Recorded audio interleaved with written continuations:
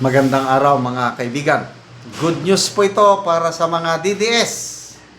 Bad news, iiyak ang mga kakamping nito. Risa Ontiveros, sino pa, Trillanes at iba pa. Salamat. Ito, post ni Ami Imperial Ugay. Salamat, Governor Chavit Singson. Breaking news. Billionaire, politician o businessman Chavit Singson officially endorses VP Sara Duterte for 2028 presidency. Ay, nako. Lalo silang kakabahan nito eh. Kasi mahirap pong tumakbong pagiging presidente, yung national position. Kasi nga, you need a lot of resources. Marami kang pagagalawin.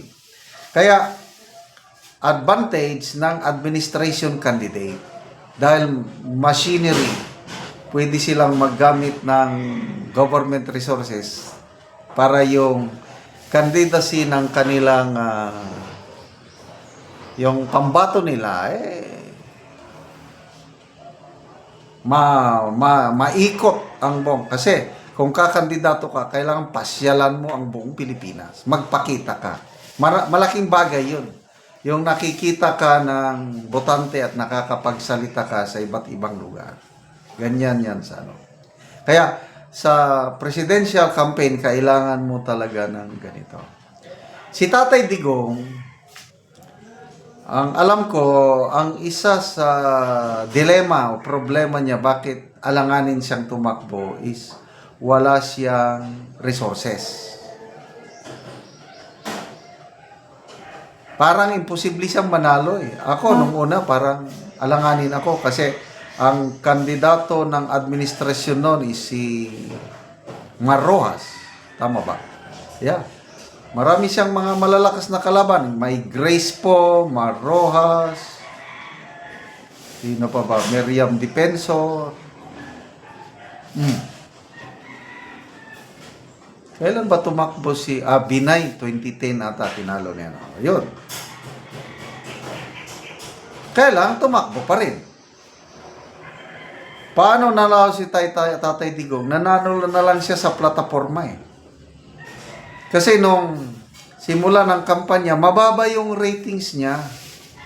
Mababa. Kasi hindi siya, mayor lang siya eh. Wala siyang national position. Mayor lang. Kailan nung umikot na siya, nagsasalita na, na-interview, lalo na sa mga debate, lalo akong bumilib kay Tatay Digong, yung mga debate yan, galing yung sumagot. Sabi ko, ito, wow, gusto ko ito. So, yun nga, kakaunti ang pera ni Tatay Digong, nagbayad siya ng kaunti sa ABS-CBN para sa kanyang advertisement. Hindi pa in-advertise ng ABS-CBN. Kaya nung nanalo siya, wala ang ABS-CBN. Nagkapuliki. So ito ngayon, with Chavit Singson, ay talagang mayaman as in. I am from La Union, Basta nagbabakasyon ako sa La Union, palagi kaming pumupunta ng Bigan, Ilocos. Bakit?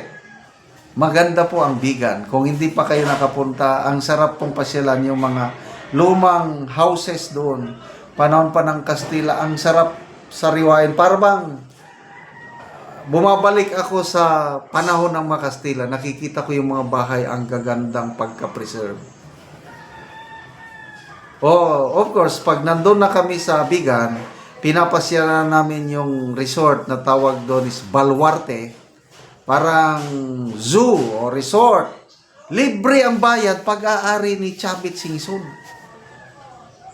Mas maganda pa kaysa Manila Zoo. Kasi sa Manila Zoo, di ba, may mga hayop. Doon, ang dami kang hayop makikita. And libre. Kaya sabi ko, okay talaga itong si Singson Yung yaman niya, na isi-share niya sa publiko, hindi nagpapabayad eh. Kaya noon pa man, believe na ako kay Chavit Singson sa kanyang pagiging generous. Namimigay yan. As in, mayaman, billionaire. So ngayon, may billionaire, ano na siya, campaign supporter. Solban na. Plus tayong mga DDS. Kanya-kanya tayo on our own kakampanya. Dilawan. Hanggang ngayon, wala pa silang kandidato eh. Si VP Sara, dahil maagang nag-announce, ito ng advantage ng maagang pag-announce. Kasi, nakakapag-decide na ang mga supporters. Tutulong. Basa tayo sa mga comments, ha? 2,400 ang nag-react, 1,200 ang nag-like, 1,100 nag-love, 64 ang one. Puros positive ang mga reaction. And then, ito, comments. Sure, nani, sabi ni Mira Valles. Eric Linkay, BP Inday Sara and Sir Chavit Singson, kayo ang tunay na may malasakit sa Pilipino. Mabuhay. Bobby Velasquez, thank you Sir Chavit Singson. Joyful Heart, ay, legit. Akala ko si Marcoleta o hindi, campaign supporter lang ito. Salamat Manong Chavit. Sabi ni Bay Olive. Good job, sir. Thank you, Go. We salute you. Friends forever. Speaking of friends forever, ito, nabasa ko lang sa post, ha. Si Kitty Duterte, ang boyfriend niya, apo ni Chavit Singson. May relasyon. Sana magkatuluyan silang dalawa. Pag nagkatuluyan yan, di lalong mag-galvanize, masimento ang relasyon ng Singson family at Duterte. Sorry. So, kumusta na, Senator Risa? Pili na ba kayo ng inyong kandidato? Kayo bang mapipili? Kasi parang planong makipag-alyansa ang liberal sa Marcos. Bring it on. Alyansa kayo kung kanino kayo makipag-alyansa. Salamat mga kaibigan sa inyong pagsubaybay sa ating channel. Nakakatulong kayo ng malaki sa tribong Talandig ng Bukidnon dahil ang sweldo natin sa channel na ito is pantulong po sa tribo. Namimigay tayo ng libreng yero at pako para makapagpatayo sila ng mas maayos na tirahan. Panoorin nyo ang video na ito. Anamo og yero. So mag-atop ni karon. Jakat sa purayon. So muna ni ang iyang atopan. So nindot gyud.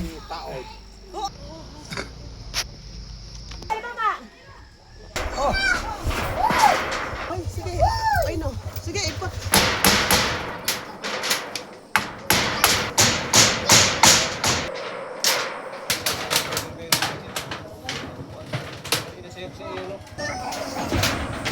Muna sa sabay nuno, ray nung isip ka si Itya.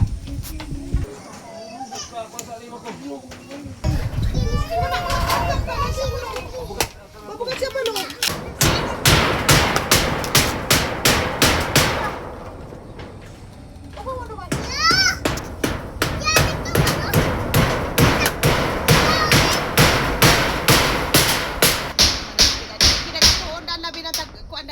Nabi ah.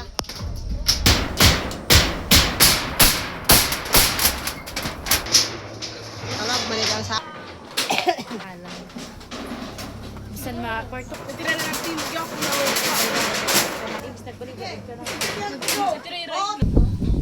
o karon humanag gyud sa pag-atop ang among gihatag nga yero. So maayo na gyud nga tan-awon kay nahuman naman sa pag-atop. Salamat sa Ginoo. Tabang ko sa Ginoo. Sir Makanas. Salamat sa tabang sa Amua. Nag-sponsor. Pila day ka bulan ni ang kining kuan nimo nga atupan nga bago pa na atupan dugay pila ka bulan? Lima. 5 ka bulan sa kuan so dugay-dugay gyud. So bago pa na atupan. Bago pa. Tungod kay nga naman nga wala mo nakaatop sulod sa 5 ka bulan. Ikay palit og sen. Tungod kay wala ipalit og sin. Oo, so sige, salamat kayo.